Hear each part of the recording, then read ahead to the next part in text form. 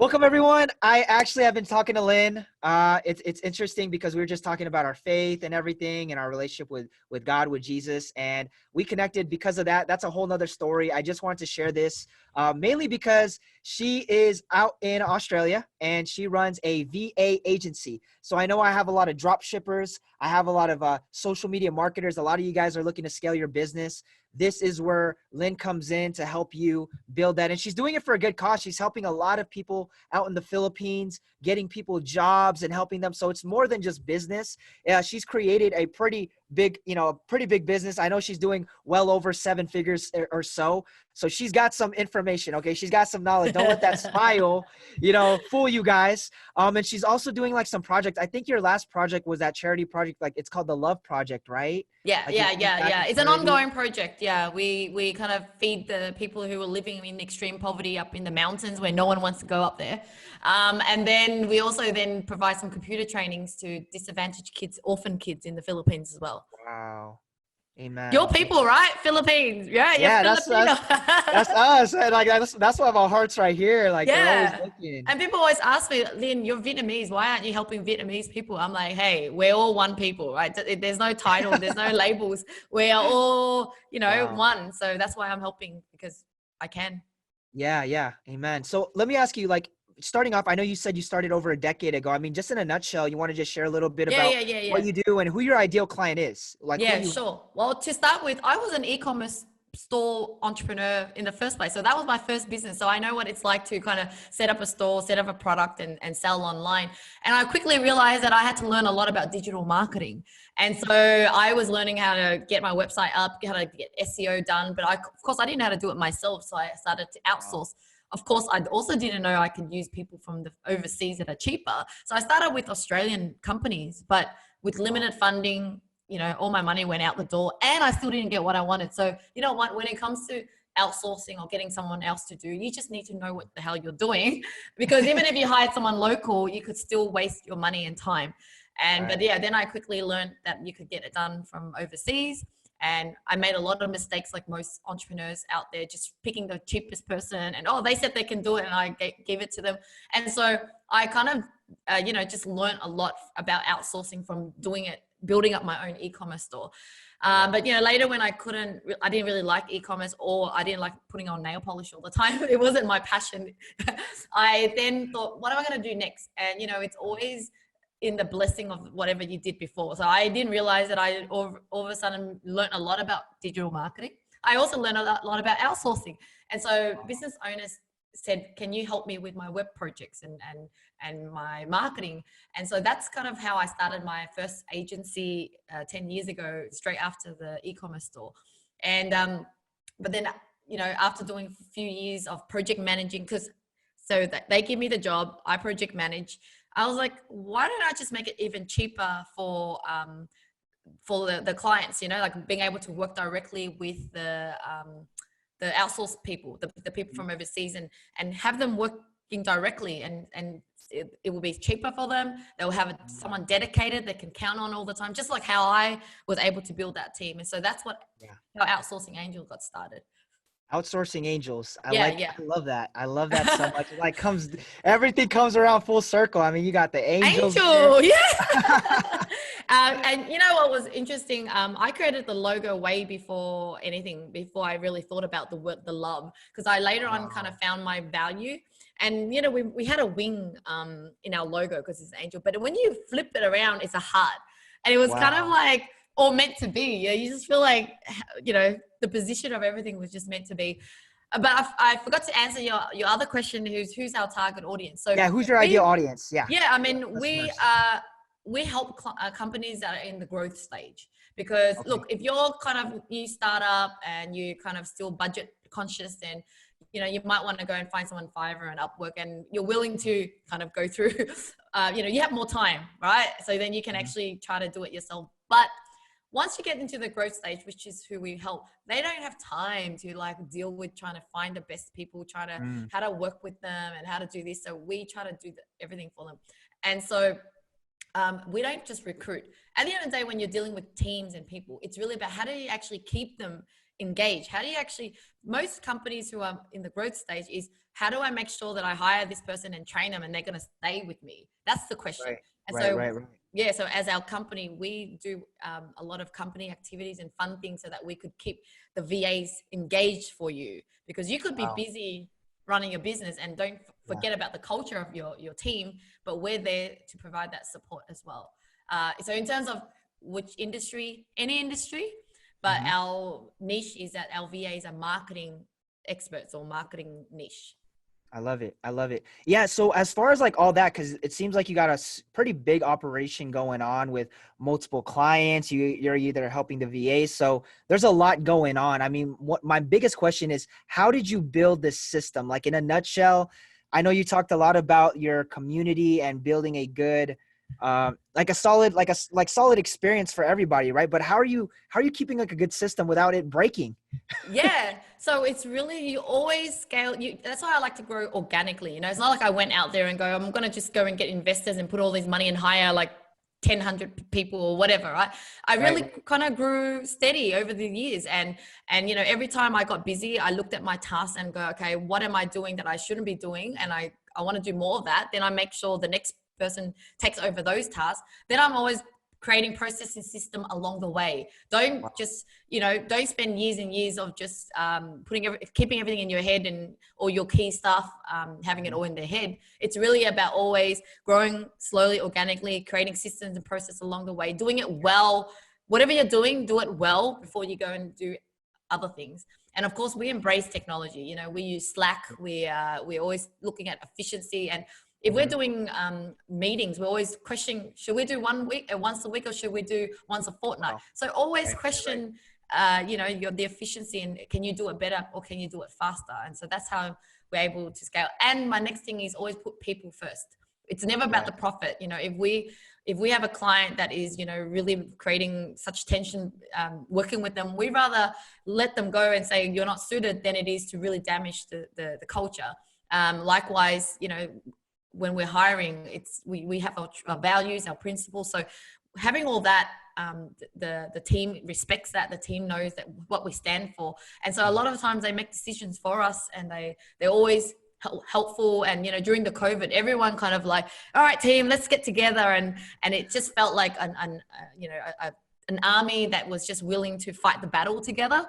And Right. that takes years to do. And I think that's why, even if you're a small business owner, you need to start to think, okay, when I do build a team, when I'm hiring, I'm not just hiring to get some of these tasks done. You need to think, I'm building my army, you know? So who I need to hire, how do I keep them? How do I train them, make them feel loved? So that it's when you need them is the question. Because when the Yes. crisis hit or something happens, you need them to count on. I get it. Yeah. Yeah. I mean, I love your systems because when I hopped on your podcast a few months ago, like everything was so streamlined. I felt very welcome. I felt like I actually mattered. So like the Yeah. emails, all the little things that reminded me, it was just such a great process and very comfortable. So I appreciated that. And I was like, man, Yeah. he's very system and You your know, I culture. would, yeah. So I think that we will have always pride ourselves in the great customer service. But I would say that the book that changed the way we do things has been "Never Lose a Customer Again" book from Wow. Joey Joey Coleman. Coleman. Oh Woo! my God, have you That read was that? great. Yes. Okay, so that Yes. book made me kind of shift my mindset to another gear, kind of like, okay, how else can Wow. what are the clients feeling when they're on this, you know? So now everything I do, I'm always putting myself in the other person's shoe. Okay. So I just invited Wow. someone on the podcast. I wonder what they would feel. They're probably wondering, who is Lynn, you know? So that's why you go, okay, well, I'm going to make sure they get an email explaining who Lynn is, Yes. blah, blah, All blah. that. Right. Yeah. And okay, Right. well Right. then, a week before then, I think they probably don't even remember it's still on. So maybe remind, you know what I mean? So if you start to put Yes. yourself in the shoe of the other person, you will create an experience for them. And you just need to Wow. remember that people behind an email is the person. You Yeah. know, if someone who's behind social media or your Facebook is an actual person. So if Right. you treat them like real person, as if you then offline, you will have that different experience. You'll give them a better experience, and then they will spread words about you and remember I you. love it.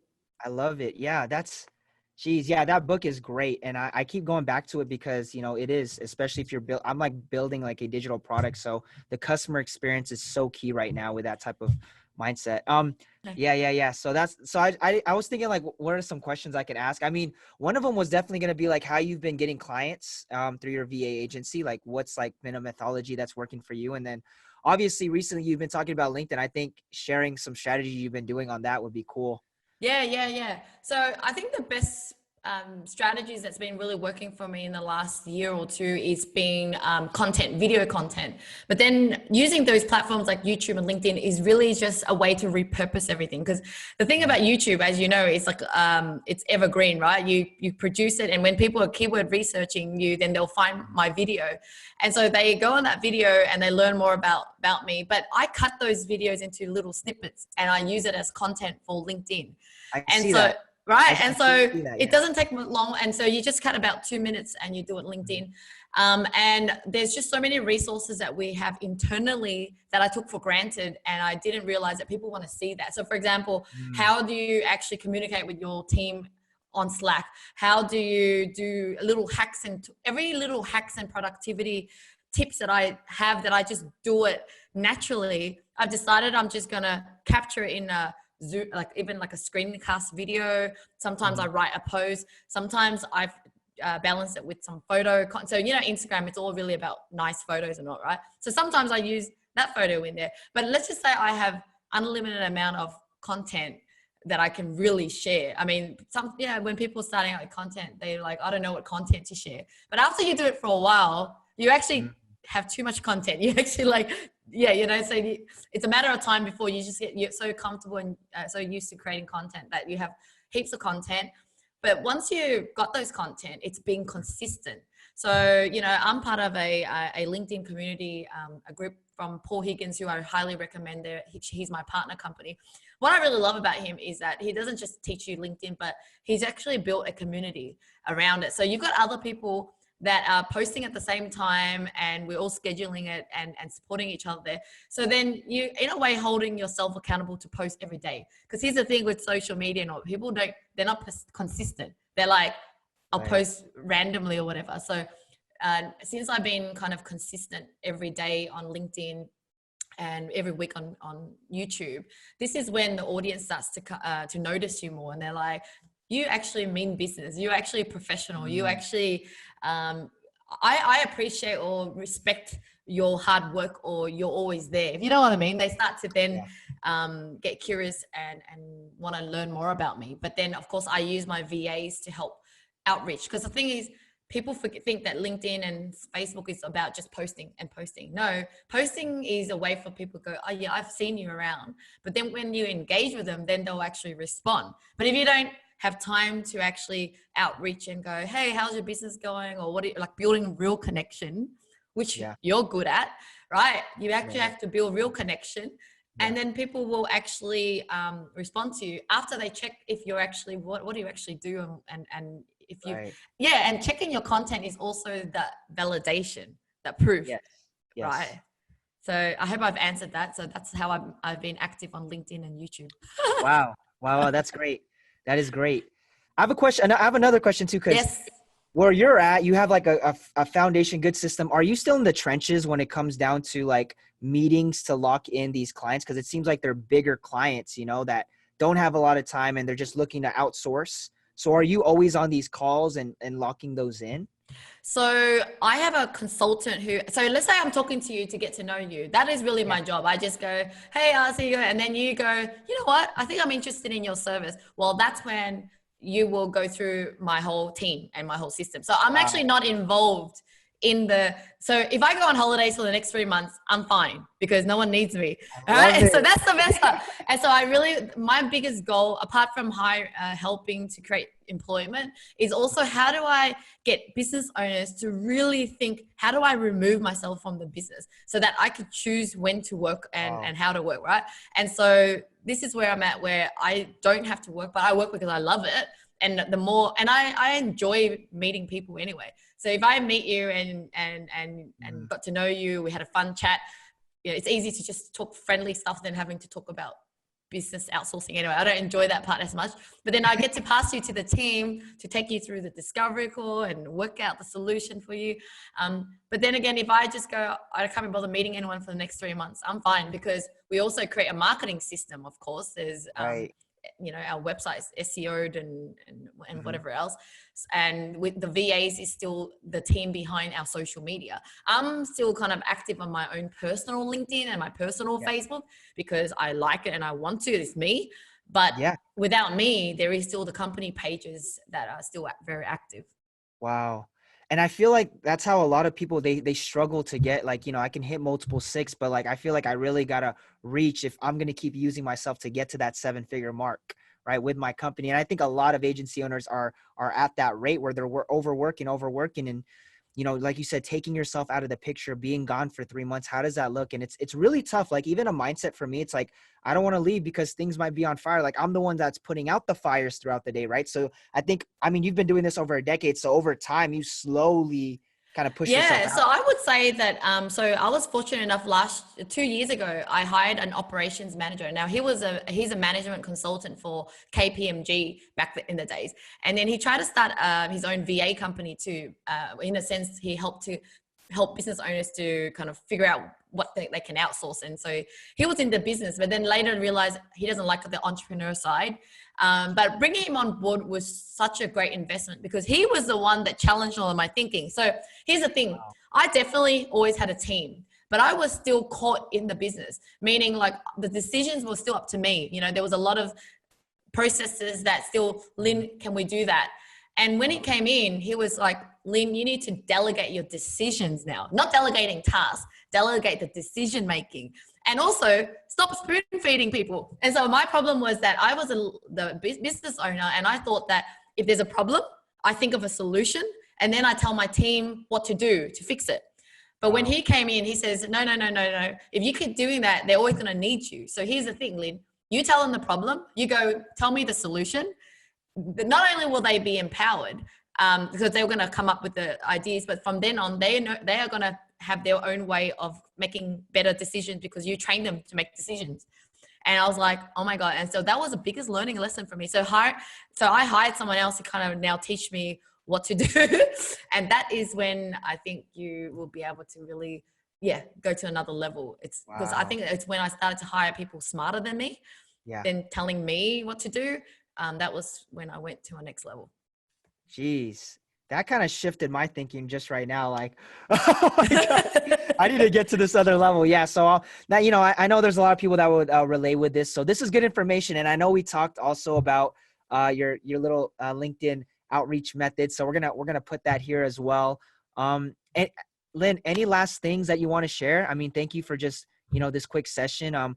Anything you want to share? Like, where are you on social media posts right now? Well, I am on everywhere from YouTube, LinkedIn, and everything, but I do have a page called the free downloads page. And in there's a lot of free resources that people can download from 100 tasks that a VA can do. Because here's the thing. Sometimes people think a VA is limited to like secretary work, like admin, Right. like book flights for me, or I don't know, call up some reservations. No, they're not in our world.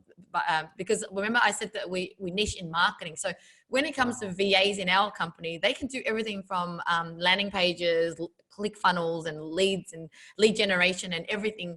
It's just that they're just virtual and they are assisting you. Because here's the other thing. Sometimes small startups thinking, I'm going to hire a VA because they're cheap and I want them to just help me generate sales and clients, and kind of like thinking that they're going to solve all the problem for them. But what you do is you hire VAs to execute your strategy. So as a business owner, you should still need to know what you're doing, and working with yourself as a, helping them with strategies and consulting is the best part. Because with that, with that strategy, then you just get the VAs to execute for you. Yes. Yeah. Wow. I do have one more question then, Yes. because I know you said you're on all these platforms and I see that. So how many hours, I don't know if you want to share this, but how many hours do you work on your business? Okay. So a day. Yeah. So I would say I added up to maybe 5 to 6 hours, because here's the thing. I have small kids, the 5 and 7-year-olds. Yeah, So that's yeah.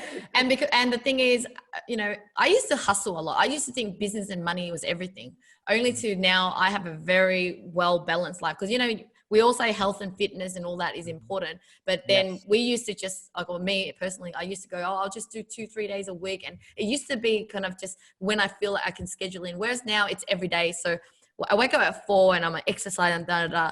And so each day is filled with a lot of activities that I know makes me as a happy person. So that does leave me less hours too. So that from the kids to exercise through to meditation, journaling, all that, Yeah. I now have like only, 5 or 6 hours, but then it's broken up into 1 hour at 5 to 6, for example. And then Wow. 3 hours, not 10 to something. Right. And then 3 o'clock is the end of my day already because I have to pick up my kids. And Wow. I actually put an alarm at 3 o'clock that says, trust God and, kind of let go. Because what happened as an entrepreneur is you think the more you work, the better. It's actually not. You actually have to kind of stop and let go. And ever since I found God, it's easier because I'm like, Lynn, even if you work longer hours, you're not going to get through anything. Just stop, trust that God will do his magic, right? And then tomorrow will be a new day and you can start again. The other thing is, during the COVID, I had to stop working and I worked 3 days a week, and 2 days I had my son because he was off school from childcare. And so I'm able to that's the thing about being an entrepreneur and scaling yourself, being able to remove yourself. It's just more flexible. It's not about me doing nothing. Even the days that I'm not working, it's not like I don't want to, I still read and listen to podcasts. I'm still like learning, but it's just flexibility. Wow. Yeah, I'm sure a lot of people can learn from this. There was a lot of little takeaways, a lot of nuggets. And I love it. I love hearing about your lifestyle and where you're at and how you got to that level. And I think a lot of people work differently. And I love how, you're a full-time mommy running this business. And now you're trying to find that balance, like you're steady going, you were like grinding it all at one point. And now it's just like, what makes me happy? And I love that. I love that Yeah, takeaway. and you need to do it every day. It's not kind of like I'll do it later or whatever. No, literally every day. And that's why the other book that I love, that I recommend, is Atomic Habit, because that really shifted that's how I was able to stop drinking. I was still I like drinking and I used to get drunk. And there's certain habits that I couldn't let go of. And that book, because sometimes when you read a book, it's the mindset shift that you need that makes you go, oh, I get it now. So I get how habits work. It's like I started waking up at 4 a.m. 3 years ago, and I used to struggle still for a while, but the book kind of got me to think, okay, how do you make your habits easy? So that means you put the alarm in your bathroom, right? Put it on loud. Don't put it next to you, because then when it rings loud, you have to get off your bed, go to the bathroom to turn it off. So since you're already up, that means you're awake, but then you're already in the bathroom. So what happens next? You brush your teeth, right? So you have to do things to lead you to the next step, to make it easier for your life. And so I would say the last few years has been kind of this extra optimal performance because of some of these life-changing books that kind of gets you to go, oh yeah, I get it now. Wow. Atomic Habits, James Clear. Atomic Habits. Okay. Yeah. I'm going to try that. I'm going to put that at the very end of my room, right No, next. outside of your room, enough that you can still hear. If it's in your room, anywhere close to you, and it's still dark, so remember, you need to make habits easy to do. So if it's, what I mean is, if it's still dark, you're gonna, you're not waking yourself up. So you have to put it out, then you have to turn it off, but you're already walking outside and it's a different environment, whatever. And then, you just got to think of the next step. The other thing is to go to exercise. In the morning, I wake up, I put on my workout clothes. So then you're more inclined to actually work out because you already put on your clothes. If you put your clothes and you're like, you don't work out, you're going to feel bad because you're going to like, I already put my clothes on and I'm going to take it off and didn't exercise. So that's how the book gets you to shift to like, okay, what can I do to make it, make my habits easy to pursue? Yeah. Jeez. Well, Lynn, thank you so much. I know this was kind of like short and sweet, guys, but I just needed to bring her on here and share some stuff because I'm very fascinated in her mindset. So thank you. And what I'm going to do is I'm just going to drop your name, and I guess I believe if they just Google you, they'll find you. Right? Yeah. And if you go to outsourcingangel.com and go to free downloads page, then you'll find some downloads, and I think it will be really helpful as well. Awesome. Awesome. Thank Great. you for having me. Yes. Yes. Yes. Yes. Awesome. Thank you so much. Cool, cool, cool. All right, so I'll send you that video as well. So what's happening within your world right now? What are you focusing on? How many people are you working with in your team? Like, who do you have? How do I help you to go to the next level? You know, that's another thing I was going to tell you. Like, I'm like the total opposite of like, kind of like VAs right now. Like what I do is I just run paid advertising for companies, and it's just like me, it's my media buyer, and it's my funnels guy. And then we have one person that's literally helping us like with like minimal tasks, my sister. And that's kind of like my team right now. And we're running a pretty lean, good agency handling anywhere from 5 to 7 clients right now. So Yeah. I need if I want to scale, I just need to hire one more media buyer. So But then that's do it. they work on a project base rather than Yeah, yeah, yeah, yeah, yeah. A yeah, lot of yeah, it's yeah. been project based recently. So every time we have a client, it's just like, boom, they get that, and then I hop on calls with clients if they need. Yeah. Because But it's really, look, you need to think of this. It won't be a real business until if you're not there. If you're hit by a bus, it still runs. So if I was hit by a bus tomorrow, money still comes. right, It still operates. See, because people don't see it until yeah, like I like oh, but I'm fine doing it. I enjoy it, for example, or it's whatever. yeah, But yeah, hang on, what if you were hit? You know, not to say that you get hit by exactly, yeah, COVID, but I'm saying yeah, you're yeah, sick tomorrow. What right, happens? So you need to right, think right, long right. term, and you got to stop thinking short term and think no, not that you continue doing what you're doing, but you got to start planning for the long term. Okay, Yes, what am I doing? How do I remodel my business? Because remember, I had an agency before, and I was still I was still the head of everything, right? yeah, That's why I changed to the outsourcing angel model, because it's kind of I mm, recruiting people for you, right? But right, then right, right. I just offloaded the recruiter role to someone else, and I was still doing marketing for a long time. Like I was still liaising with the web developer and the graphic designer. I wanted to make this change, that change, and then I just went, well, now I'm going to need to hire the marketing person. Do you know what I mean? And Yeah, then yeah, so you just need to keep, and to the point where uh, it's almost like a passive income company, a passive income stream, yes, where you don't have to work and yeah. you get paid. I've really been thinking about it. I know my next hire would be a sales guy, and then my next one would be a project manager. Yeah. That would be like to keep this, because I want, yeah, like a lot of how I'm getting my clients is from my brand.